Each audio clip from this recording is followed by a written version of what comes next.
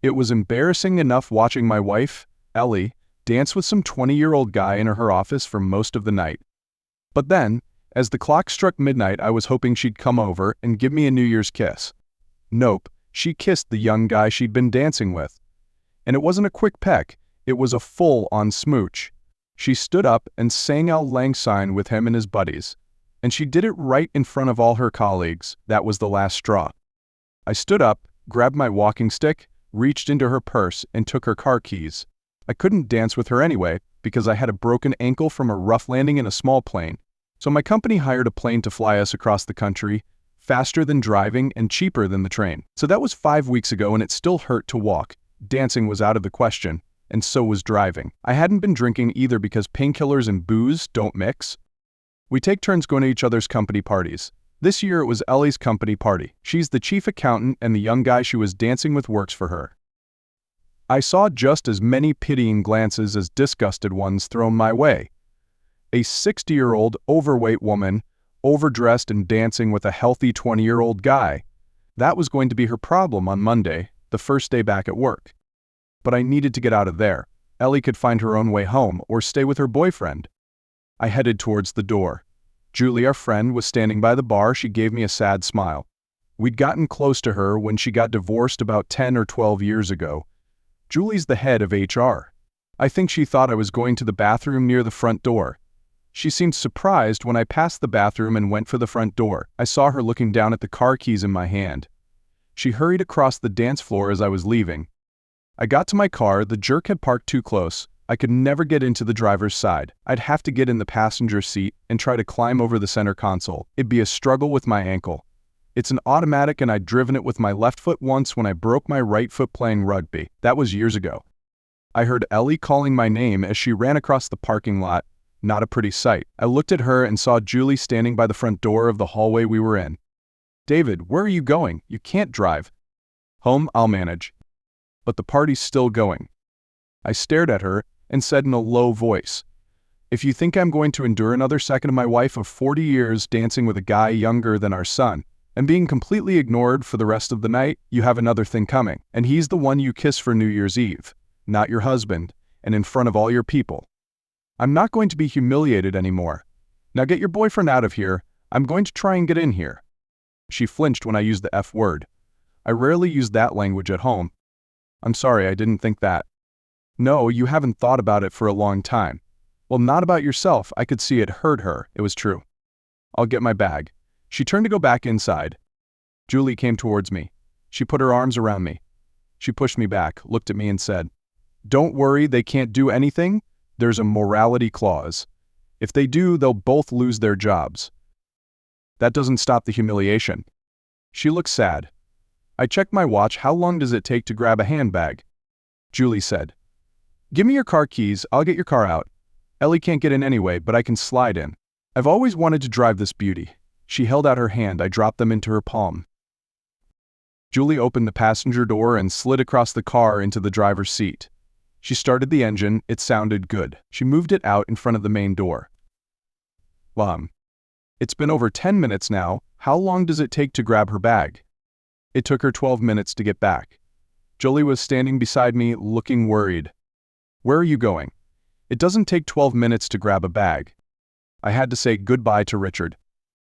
"It doesn't take 12 minutes to say goodbye." "What else did you do?" "Just a quick dance." "Most songs are 3 or 4 minutes long. What else did you do?" "His beloved grandfather just passed away, and his girlfriend left him. Just a few dances so he could say goodbye."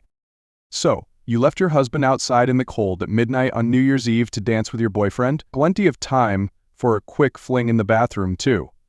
"That's a great start to my new year." "How can you say that? I'd never cheat on you. He's not my boyfriend. I'm sorry, I was worried about him. I'm sorry." "But you weren't worried about your husband of 40 years who's hobbling around outside in the cold. Get in and take me home, or go back inside with your boyfriend and I'll get myself sorted out." I went to open the door. I must have winced. Julie got to the handle first and opened the door. So as I stepped in, Julie whispered, "I'm sure nothing is going on, but I will check. I'll drop by Tuesday, after work." Ellie started driving home. "I'm sorry, darling, he's upset. I was just comforting him and I got carried away. I didn't forget you." "Right. You spoke to me 5 times all night. but you were shaking your big fat behind all over the dance floor with Richard, ignoring me in front of all your colleagues, and you couldn't drink, so you can't blame it on being drunk. I'm sorry, darling, I didn't think.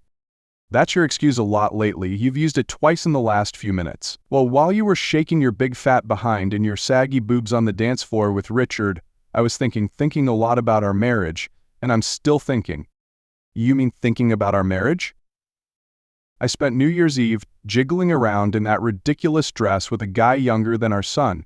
What else are you going to do? Just drive and get us home safely. What's wrong with my dress? For someone with your figure to wear a dress like that is completely inappropriate. I told you and you said it's your decision. You're right, it's your decision, so I shut up and let you look ridiculous. A frosty silence descended inside the car. When we got home, she dropped me off before she drove the car into the garage. On the last part of the drive, I made a decision. My ankle was throbbing, and I needed a painkiller. Never mind, there's still some Abbott's Reserve in the fridge. In the fridge, that's enough. I grabbed a bottle before she came in. I was halfway up the stairs, bottle in hand, when she walked in from the garage, holding her phone. Text from your boyfriend? She ignored my sarcasm and held the phone out to me. No, just Julie making sure we got home safely. I took it and checked to see if there was a text from Richard. It was from Julie and nothing from Richard, but that didn't prove anything. I continued up the stairs, got to the bedroom, went in, and closed the door behind me. We never closed the doors in our house. I sat down on the floor, leaning back against it. There's no lock on any of the inside doors. I know I built the house. Bum, I didn't open the bottle of beer. Good thing I brought my Swiss Army knife. I knew what was coming next. Ellie tried the door. Darling, can I come in? I want to go to bed. Use the spare room or the kids' room. I want to sleep in our bed. Dead? You forfeited the right to sleep in the marital bed when you kissed Richard instead of me to welcome in the new year. What? You heard me? I'm not deaf. I could hear her sniffling. That didn't work either. But the bed isn't made. The linen is in the airing cupboard. You know that. But I want to be with you. Oh, that's a first tonight, isn't it? Go to bed and think about where you want this marriage to go. My ankle hurts and I want to go to sleep. Now leave me alone. I heard the click of the air vent opening. I really need to drop a 3-in-1 in there. I sat there thinking how I got here. A lovely house, I know, I built it. 3 nice cars. A classic Rover P6. 2 wonderful kids with 2 grandchildren and another one on the way. And a wife I thought loved me until tonight. Okay, things hadn't been great for the last 18 months or so, but I still thought we were okay. Just a bump in the marital road. But the disrespect and humiliation, and leaving me outside in the cold for 12 minutes while she cuddled with Richard, had thrown me for a loop. Now it was time to seriously think about where we were going as a couple. But I had a problem. I love this house. I built it. I laid every brick myself. I restored my grandfather Philip's Rover and kept it running and used it at least once a week. She didn't have either of those. Unfortunately, things don't always work out that way. Even though the house is in my name, she's lived here for almost 40 years. I'm sure some lawyer would argue she's entitled to half the house. I'll have to get my lawyer to check what might happen. I had a rough idea of the house's worth, and if we had to split it, I thought I had enough savings to buy her out of it. I'd be broke, but I'd have my house. The car was mine. She didn't use it as much as she loved it. Maybe because Stephen was conceived in the back seat. I left school at 16. I went to work on a building site with a friend's dad. I spent most of my time starting off by carrying bricks and doing the general site work. It was a boom time for building and there was a lot of money to be made. One of the old lads tried me out on bricklaying. He gave me a few tips, and I found that I was pretty good at it. I found it therapeutic, like Winston Churchill did during the war. He used bricklaying to forget about his wartime worries for a while. I soon became a full-time bricklayer, and by now I'd become quite skilled at it. But unlike most of my mates, I didn't throw all my money at the wall. Okay, some went on it, but a lot of it went into savings. Then a few things happened. When my grandfather Phillips had to give up driving, he gave me his Rover 3500 P6, one of the last ones off the production line. Granddad had it from new. I loved that car. He made me promise to keep it running and use it, not just leave it in the garage, and I did. Beige with a brown vinyl roof, it looked fantastic. While working in the business, I decided that building my own house was a good idea. I had friends who could do the electrics, joinery, plumbing, and roofing. I just had to lay the bricks. I found a plot of land, put down a deposit, and got a mortgage. I went to see the company architect. I told him I wanted some plans for a house. He said he could give me any of the houses we were building. I told him I wanted something different. I wanted to start small with the intention of extending when I could afford it or when the need arose. I didn't know how many bedrooms or what I would need. I expected it to be no more than 4 bedrooms, but starting with 2 and a garage, then extend the garage to 2 and build more bedrooms. He liked the challenge. I saw his eyes light up. About a month later, he came to see me. He'd start with a very large kitchen to cater to the whole house, going up to 5 bedrooms. I know I said 4, but he wanted to give a bit of space. The 2 smaller front rooms could be knocked into 1 if we needed and built out accordingly. 1 garage to start, and a utility room at the back to put the washing machine and stuff like that out of the kitchen, with the intention of extending that garage to have another bedroom, then adding another garage that would have a bedroom above it, and if we needed more, then extending out the back. He'd start with 2 en-suite bedrooms, but only 1 would be fitted out at the moment. Then he drew out some plans for extensions downstairs. At that time, conservatories were a new thing, so we planned to put 1 at the back off the kitchen. The size would depend on when I did it. After a few tweaks, we had a great plan. Unfortunately, that's when my grandfather Phillips died. He'd seen that I'd kept his car in perfect condition. In fact, I'd improved it to what it should have been. I'd fitted a performance camshaft, electronic ignition, upgraded the brakes, and fitted a sporty exhaust that wasn't too loud. I'd stiffened up the suspension a little so it didn't roll too much. It was done quite sympathetically. It still looked the same. It just drove and handled better. I think, because of the way I looked after his car, he left me some money, enough to start the house, with a bit of help from my mates and a half pallet of bricks that seemed to appear, plus some good quality doors or windows that were close to being thrown away. It didn't take long to get the 2 front rooms, the kitchen and 2 bedrooms done. I'd spent an arm and a leg on beer, and sometimes didn't get much done on some Sundays. When enough was finished, I invited my mom and dad, my Nan and Grandad Johnson, for a festive dinner, gift giving. It's okay, some of the kitchen wasn't finished, there was no carpet on the floor in the second living room. Most of the furniture was old, but I was proud of what I and my mates had achieved, and so were my grandparents. They came to see me in January and gave me a check for a decent amount of money on the condition that I cooked a festive dinner every year and invited them all. That money was enough to finish the house to stage 1. I could also do it now instead of waiting until they passed away. That's what Grandad Johnson said. By now I was a foreman in the company, which had grown a lot. I still laid bricks whenever I got the chance.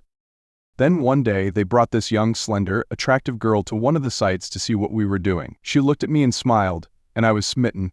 It was Ellie.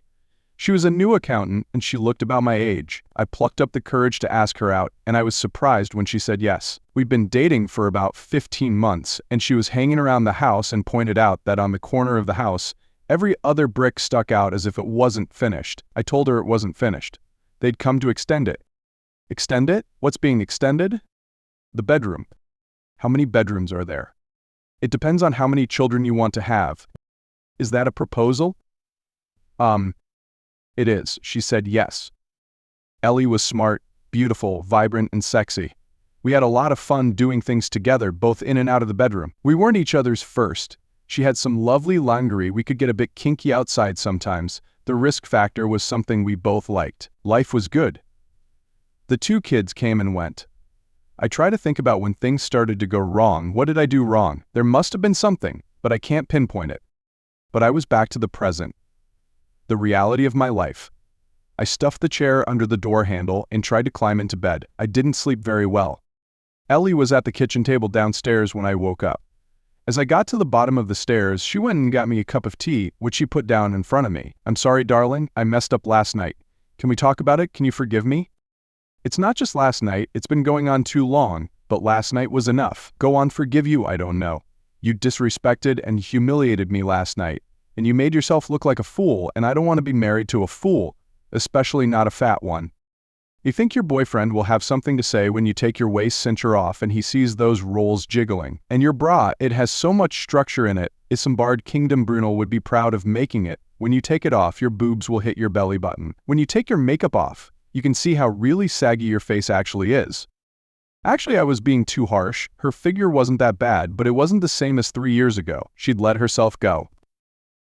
I didn't stop. "And why him? Do you like him? He's a good-looking boy." I emphasized the word boy. She looked down. That was a giveaway. "I like Richard. He's a good guy, and he makes me feel happy." Then I saw it. She was trying to recapture her youth when we were in our 20s, because we used to dance and kiss like that.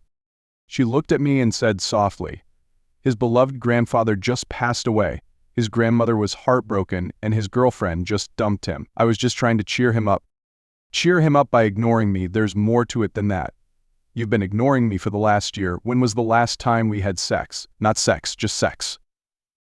"Last week? Last month? And I don't mean December. It's been over 6 weeks, and you remember what you said when I tried to get you in the mood a bit." She shook her head. "You said, 'Fine if I have to,' and even though I tried my best with my tongue and fingers, you just lay there with your legs spread. I might as well have masturbated. Less effort and more reward.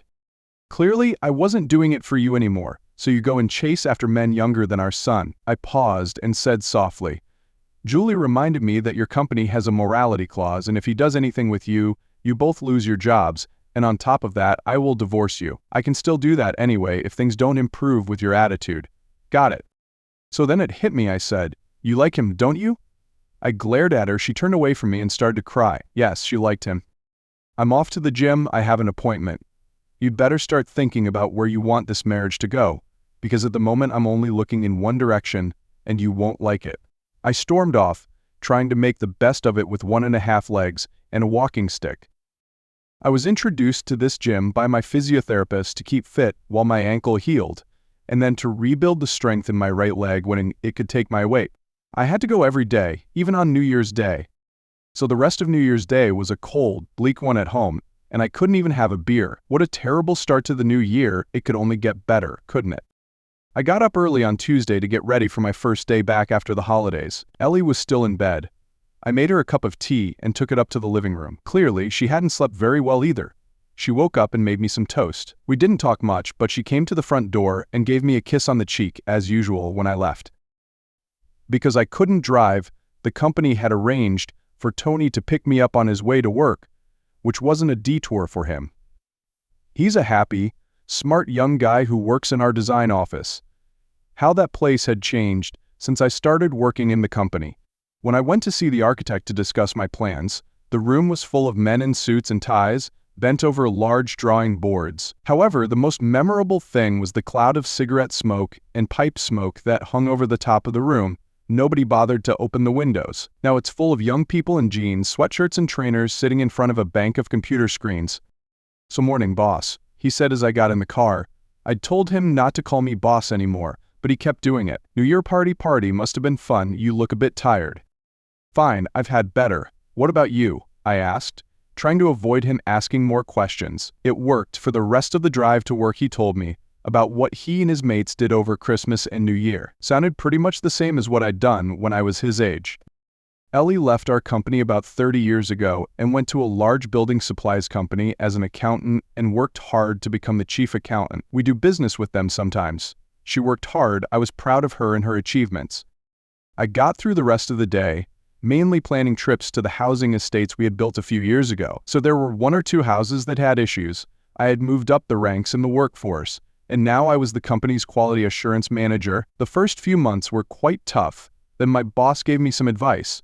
Show them what you can do and what you expect of them. On the next site visit, I asked a young guy if I could try laying a few bricks. So being a manager, he didn't refuse, he just smiled at me.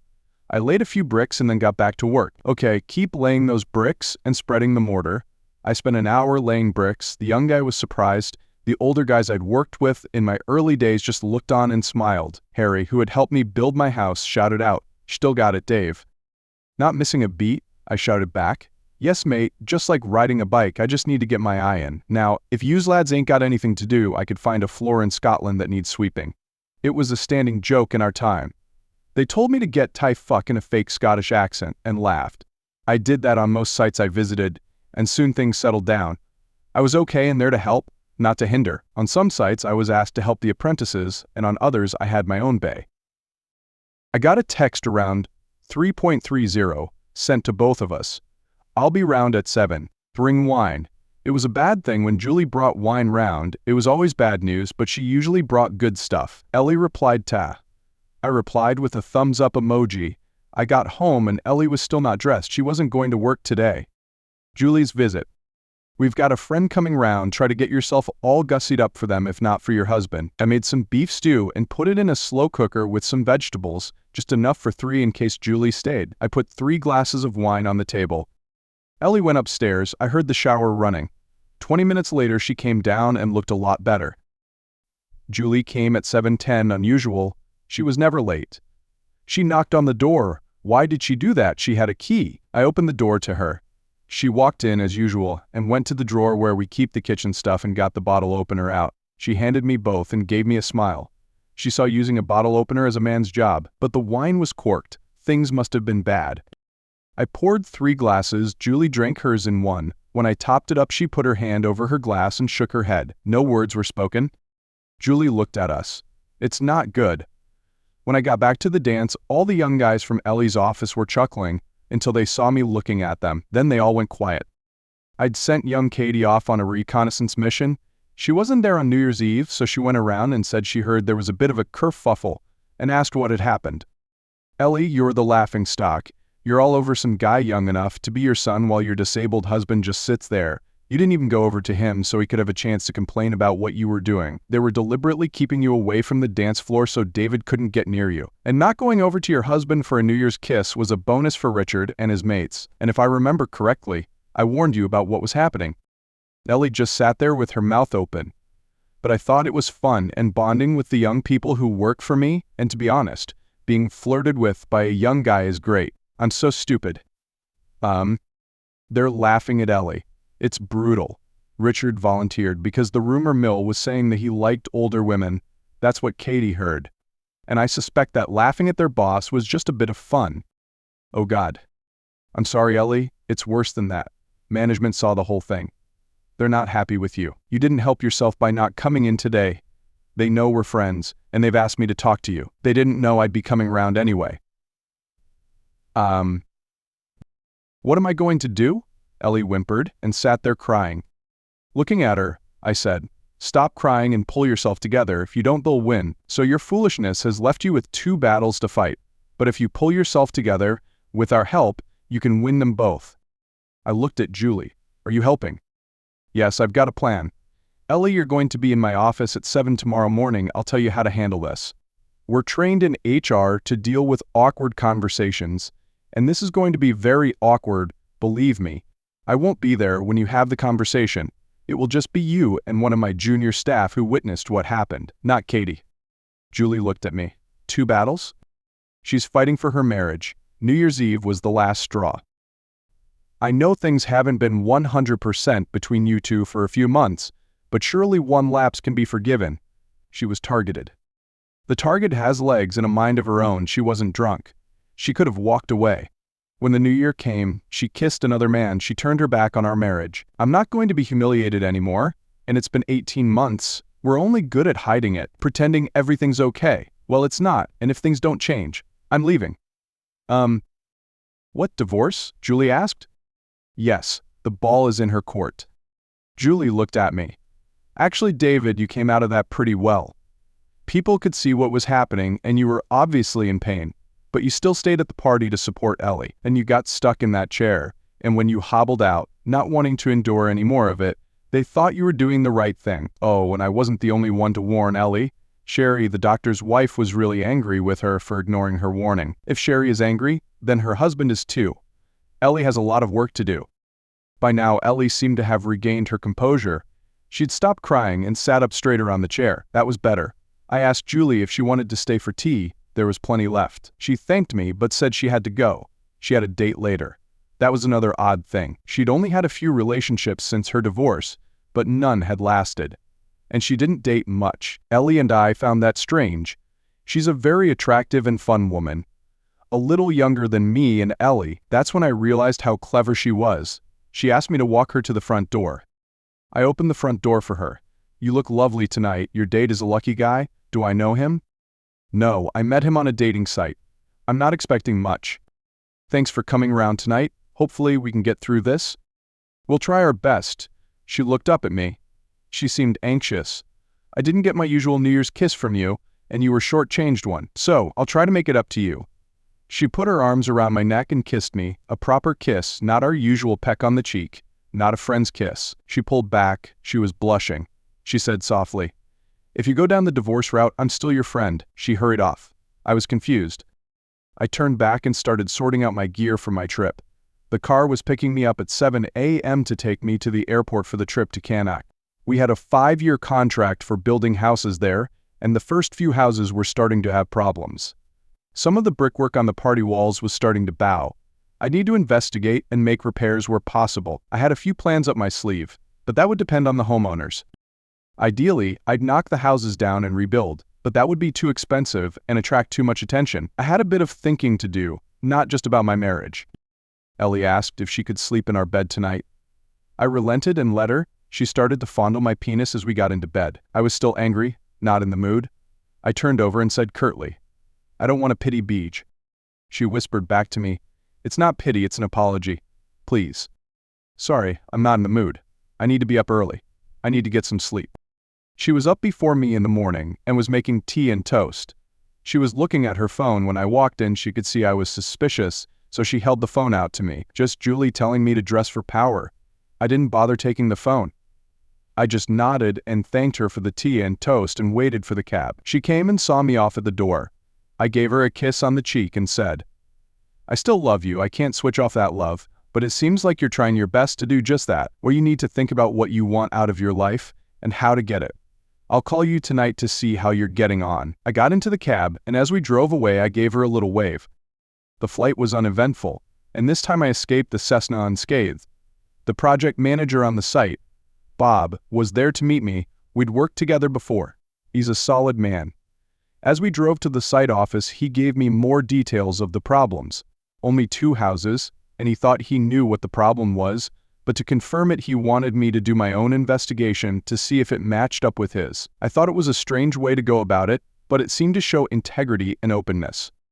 I checked out the houses, and I could see the problem with the brickwork. Fortunately, it was between 2 houses in both cases, and the access was restricted. We tend to cram as many houses into small spaces as possible. The repairs would be tricky, only just enough space to get between the houses. We had 18 months to complete the project before the completion deadline. I asked how many more houses were to be built, how many houses were empty and not yet sold, and how many houses were close to completion. Then I looked at the paperwork that recorded who did what. I knew most of the builders we had on our books, and the regular contractors we used. There were a few new names, as usual. I didn't recognize the name of the foreman either. I checked the time of year the house was built. It was freezing cold then. No point in talking to the homeowners of these houses right now, they'd be at work. But I arranged to meet the first couple at their house tonight, and I had a plan. It was a drastic plan. Management wouldn't like it. But it was about maintaining my integrity and limiting the damage. I'd been there and laid some bricks. I told Bob about my initial findings. I thought that no antifreeze had been added to the mortar to prevent the water from freezing before the mortar had set. So the builders had been rushing and they hadn't set the bricks perfectly plumb. Any decent inspector would see that, and it was a name I didn't recognize. The best way to fix it, it might sound odd, was from inside the house. Okay, somebody would have to go outside to point, and you'd need scaffolding to hold the house while we worked. Plus, the family couldn't live there, obviously. We couldn't hide the fact that something was wrong, but you could make the least amount of mess possible. So Bob handed me a file that detailed almost exactly what I'd said. There was also a note listing the names of the builders and the foreman. He told me that he'd spread the names around all the other builders in the locality. Those guys might find it hard to get work for the next few years. The meeting with the first couple went better than I expected. I was honest with them to a certain extent. I offered to put them up in a hotel for the 2 months it would take to make the repairs, or I could offer them a finished house as a straight swap. To make the deal sweeter, the new house was slightly bigger and had an extra bedroom, but the condition was that they kept the details of why they were moving quiet. They agreed, but that wasn't something we could really enforce. Okay, the damage was done, people were going to see us working, but now it was all about recovery. Bob took me to the hotel. I was disappointed, But at least we had one happy customer. Now onto the other problem. I Skyped Ellie after dinner. I wasn't expecting much. When we connected, she looked pretty cheerful. She told me she had to go to work at 7.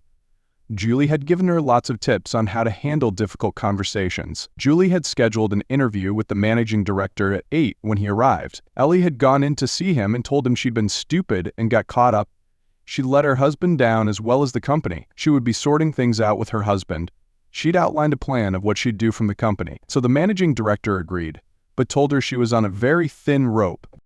She told me she'd waited until everyone was at the office, probably thinking she wasn't coming in today. Then she stormed through the door, followed by a small HR officer with a notepad. Her first words as she walked through the door were, "Okay, listen up.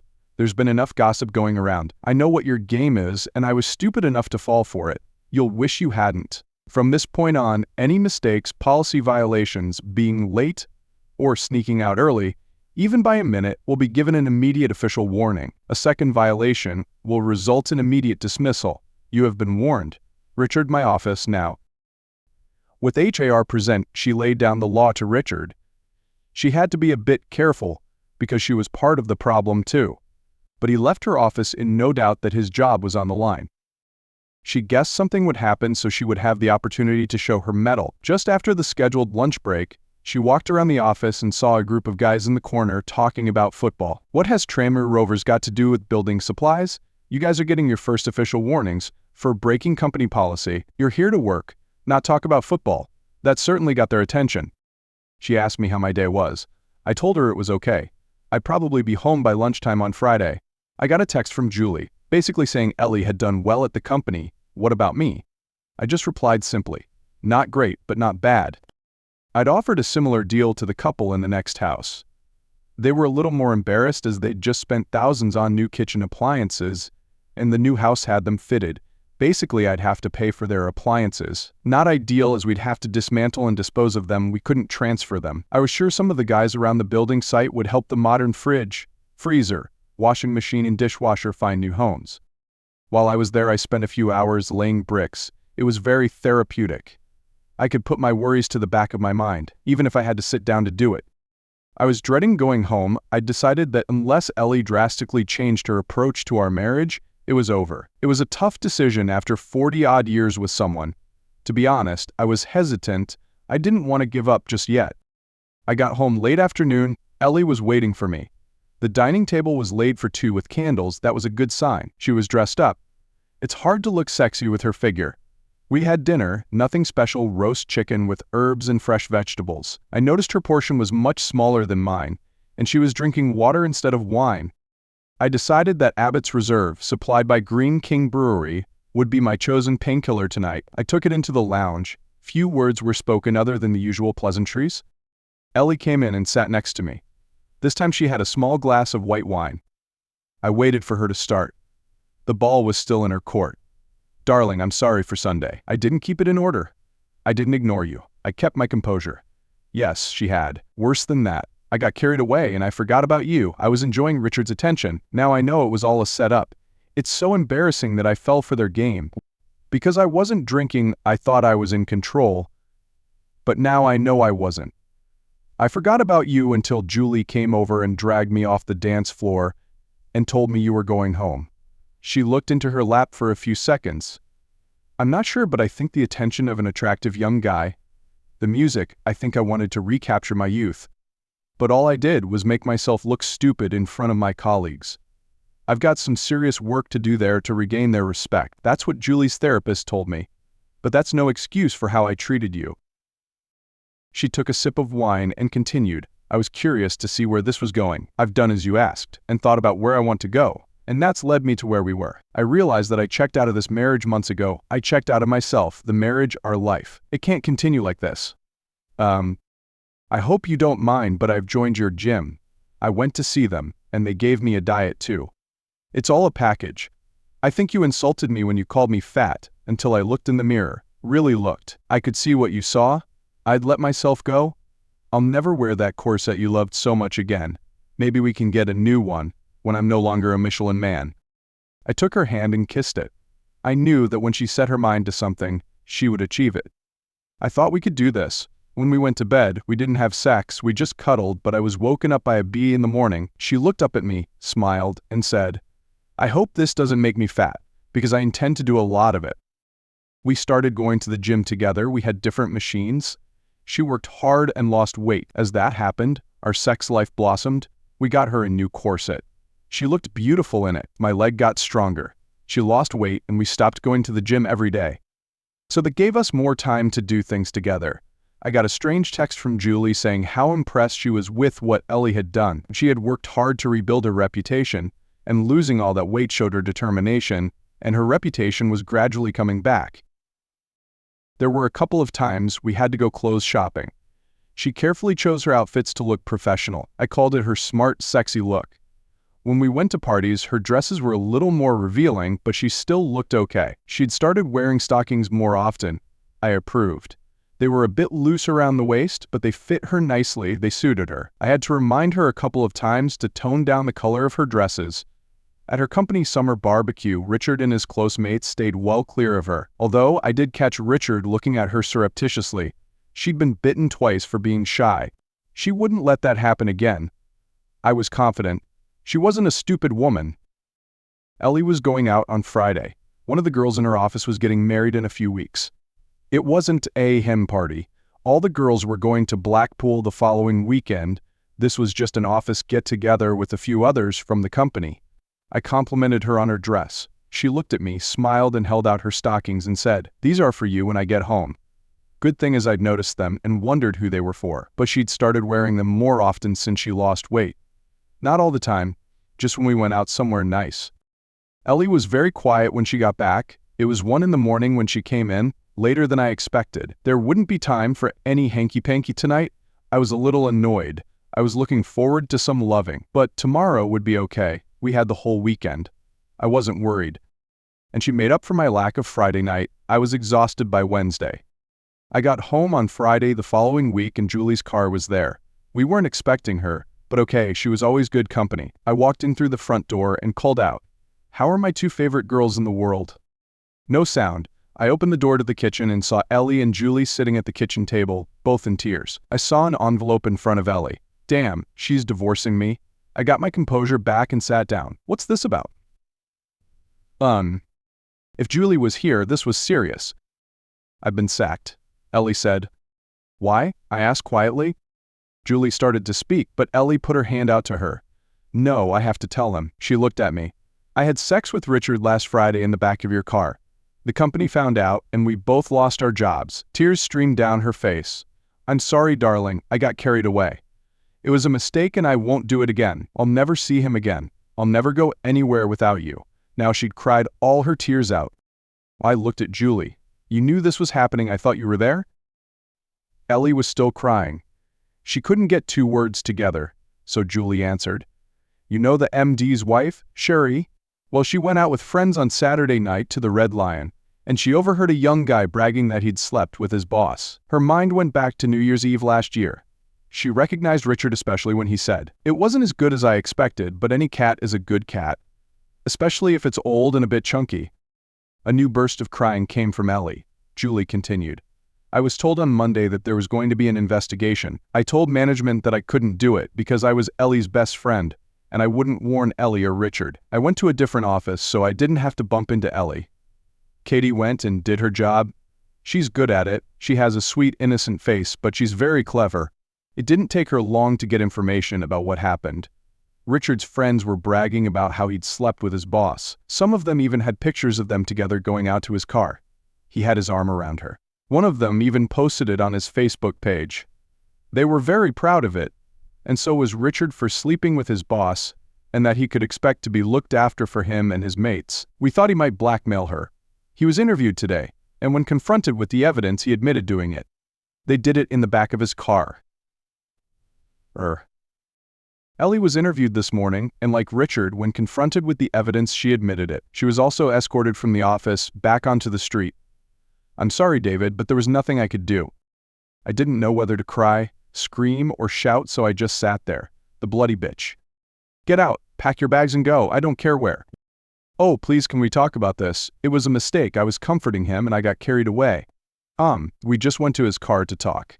He told me his grandmother had died of grief and his girlfriend had dumped him. I'm sorry, darling. I'll never do anything like that again. Please forgive me.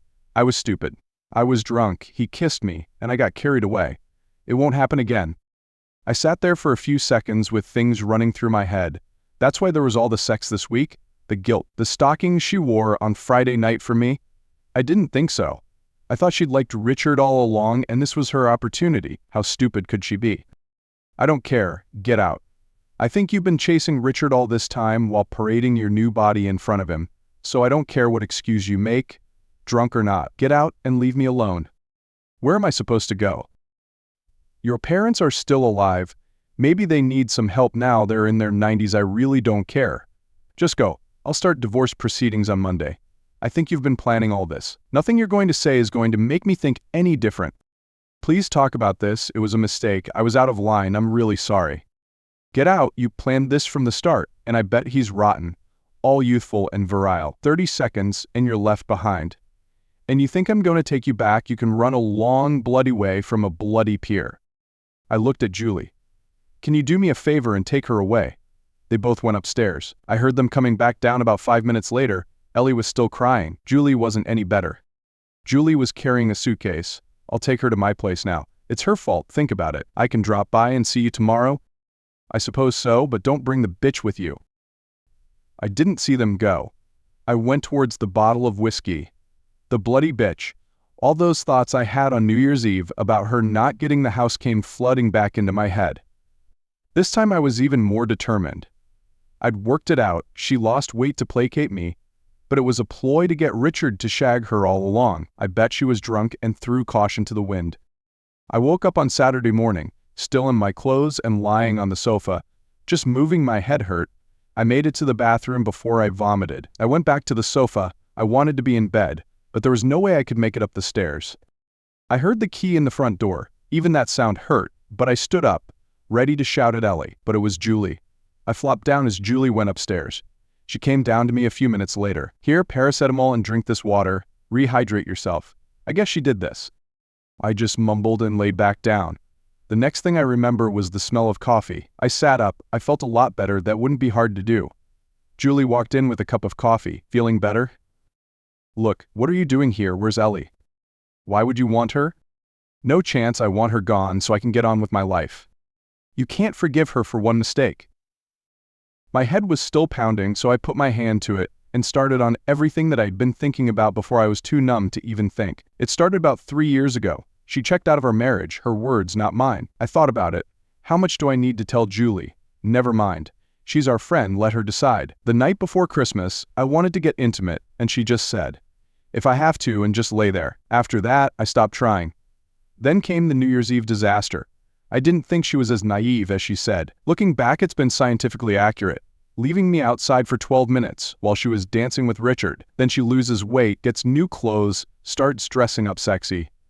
She'd found out that Richard liked older women, and if she could reel me back in, she could flirt with Richard. It was all a ploy. She admitted she liked him, and she had her chance. She just didn't think his friends would be watching him and posting on Facebook. I think she'd been planning this all along.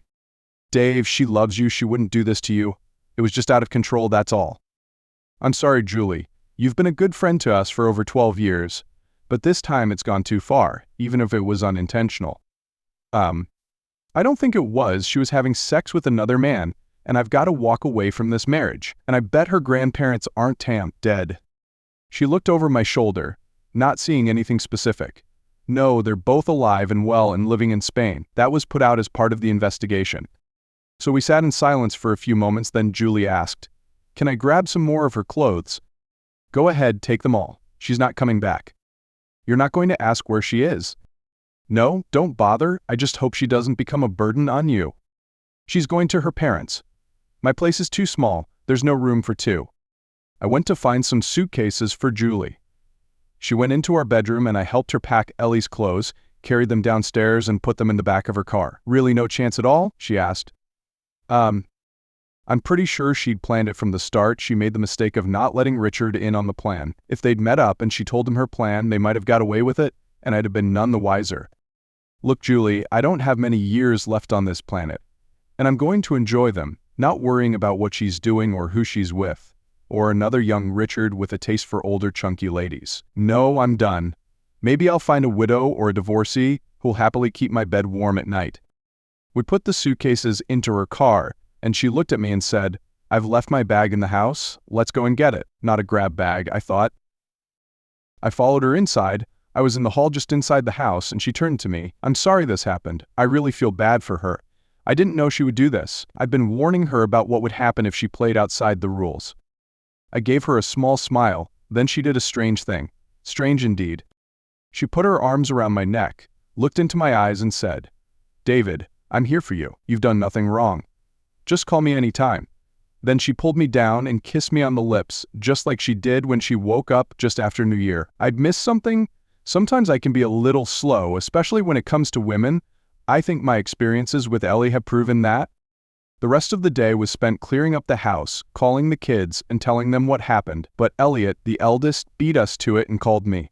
Suddenly it was my fault, until I pointed out that the company had carried out an investigation and confirmed from multiple sources that their mother had been having sex with another man, a subordinate. Apparently that wasn't the story Ellie had told them. I drank too much on Saturday night, but nothing on Sunday. I got myself together. I had work to do, clients were relying on me. I saw a divorce lawyer on Tuesday morning. It would be messy, but he thought I could keep the house, but there might be a substantial settlement from our savings. I'd burn the house down before I'd give it to her. I got a call from Ellie's dad. He asked what had happened. His body might have been frail, but his mind wasn't. Ellie had told her parents the same story she'd told the kids. I laid it out to him too. Unlike the kids, he didn't try to change my mind. The divorce papers were filed on Thursday. I got a call from Ellie. Work kept me busy all week. I got through everything I could, but the weekend was going to be tough. It was 6:30 on Friday evening. I opened my first beer. I had to stay away from the whiskey. I'd run out. I sat in front of the television wondering where my life was going. There was a knock at the front door. Who would call at this time of night? If it was Ellie, she'd be getting a bad reception. I opened the front door. It was Julie. She still had a key to the house. Why was she knocking? And she looked great. And from the smell, she'd got Chinese food. She gently pushed me back inside. She said, "I've got dinner. This weekend's going to be tough for you, so I'm here for you." I let her in. She told me to sit on the sofa. She hurried around the kitchen and came back with 2 plates of Chinese food on a tray. "Emma, what shall we watch on telly tonight? Any films on?" she asked. My head was spinning. What the hell was going on here? I found a Johnny English film. We ate our dinner. I cleared the plates and got her a glass of wine. She just said the right sort as she was driving. Then the fog cleared, but I had to confirm it. I turned around and looked at her. "Julie, be honest with me, what the hell is going on here?" She leaned over, took my hand and looked me straight in the eye. "David, I'm not going to hide anything from you. I've loved you since the first week we met. You're a loving, kind, and considerate man. But you were my best friend's husband, so nothing was going to happen. She's my best friend. I tried to keep you two together so you could both be happy, but now she's messed things up. I know you like me as a friend, but I don't know how deep that liking goes. I wasn't going to declare my attraction to you until you were divorced, but when she got her papers and I've been listening to you, I know there's no way back for you two. I'm here for you. In every way. I mean in every way." She leaned forward and kissed me hard on the lips. I just sat there, stunned. She got up and walked towards the front door. I couldn't catch up with her in the hallway. I liked Julie, but did I understand exactly what she said? Damn, why do we do this to you? I didn't sleep well that night. On Sunday morning when I woke up, it was a reasonable hour. I rang Julie and asked if I could drop by and see her. I got a few things sorted out in my head, but I still had a question. I got to her house in the middle of the afternoon, and she answered the door. I didn't remember her looking this nice. She always seemed to be dressed casually, very professional, not professionally sexy. She made me a cup of tea, and we sat looking at each other across the kitchen table. I had to start, "Julie, I'm confused. You said that you've loved me for a long time, years. Why haven't you said anything?" "David, you're a decent man. You wouldn't cheat on Ellie and I wouldn't let you. I love Ellie like a sister. She's been a good friend. She helped me through my divorce, you both did. I started telling her 2 or 3 years ago that she needed to look after herself. Now, and as you said, looking back it's been scientifically accurate. We had a few drinks last week, and she let a few things slip. I think she likes Richard and knows about his taste for older women. It's her thing. I didn't think about it at the time, but I think you're right. She's been planning most of this. She'd never admit it, of course. I know you like me, and you have feelings for me. I hope that will be enough for you to let me into your life. I've been watching you for the last 10 or 12 years. Maybe I understand you better than you understand yourself. Ellie even told me some of the things you do in the bedroom. Not too much, no private details. I know you like corsets and stockings. But what man doesn't? She looked at me and smiled. David, I think you might need some time to process this. I'll be here for you as a friend. Or more if you want. She paused. I'll be the divorcee who'll keep your bed warm. You don't have to love me, just let me show you my love. I've given you a lot to think about, so I think you should go now. Remember, I love you, call me anytime. I had a lot of thoughts running around in my head. I thought Julie was intelligent, clever, witty, and very funny. I considered her one of my closest friends. I'd thought she dressed a bit dowdy, but seeing her a few times recently, I felt like I was seeing a new Julie. She was right. She had given me a lot to think about. Over the last few years, I'd thought about what it would be like to be with her occasionally, especially when Ellie started putting on weight and lost interest in getting intimate. But I'd pushed that thought to the back of my mind. I was married and she was our friend. I lay awake for most of the night, running everything through my mind. It was simple. She was attractive and very funny, and had been a good friend for a long time, so the answer was pretty simple. I wouldn't know if it worked if I didn't try. But the big question was, did I want to put myself in that position again, to get hurt? But I reasoned that if she'd waited 12 years or more, then the risk was worth it. I rang Julie that morning and asked if we could go out on Wednesday. I suggested a restaurant that had just opened. I didn't want to use one that Ellie and I favored. I wanted somewhere neutral. I arrived early. She was 2 minutes late, right on form. She was dressed up, not dowdy and not sexy. She also chose something neutral. When the waiter asked if we wanted starters, we declined. I thought she wanted to get the meal over with and get to the real reason for me being there. When the coffees came, I looked at her and took a deep breath. She could sense it and sat up straighter in her chair. Julie, let me get this straight. You've been one of my best friends for over a decade. I know you've tried to keep Ellie on the straight and narrow. You're an attractive, intelligent, and funny lady. She looked down at her lap. I thought she was going to be brushed off. She was waiting for a but. Then I realized I'd taken the wrong approach. So I quickly changed my intended speech, and I'd love to see you around town with me. She quickly looked up at me. She started to speak, but I put my hand up. I'm going to tell you right now that I'm scared of getting hurt again. But if I don't try a relationship with you, I'll never know. And I'll regret it for the rest of my life. So we can try this. But I'm making one point. No intimacy until I'm a single man. Because that still feels like cheating. She put her hand up to cover her face. Tears welled up. She got her composure back. I handed her a tissue. She used it to dry her tears. David, I'd never hurt you. I've waited too long to lose you by hurting you. I know Ellie said the same thing for years, but I have a chance to make my life complete. I won't let you down. She reached for my hand and took it. Looked into my eyes. She said, I'm taking you to my bed tonight. But if you want to wait until you're single, I'll abide by that. I just hope that no intimacy doesn't mean that we can't kiss each other like lovers, like the lovers I believe we will become. I smiled back at her. I think we can manage that.